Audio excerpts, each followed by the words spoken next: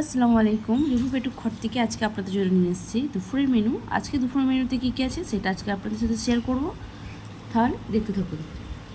সঙ্গে আছে গরম ধোয়া ওঠা সাদা ভাত, আছে উচ্ছে আলু ভাজা, সঙ্গে আছে মাছ ভাজা, আছে লাউ ডাল, মুসুরি দিয়ে লাউ ডাল করেছি, সঙ্গে আছে মাছের ডিমের ঝুড়ো ভাজা, সঙ্গে আছে আম।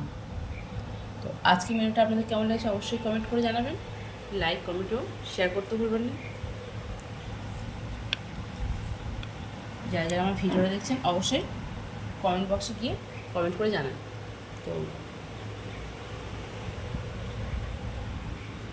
এর মধ্যে যদি কোনো রান্না আপনারা দেখতে চান আমার ইউটিউব চ্যানেলে গিয়ে দেখতে পারুন। ইউটিউবে লিঙ্কগুলো দেওয়া আছে।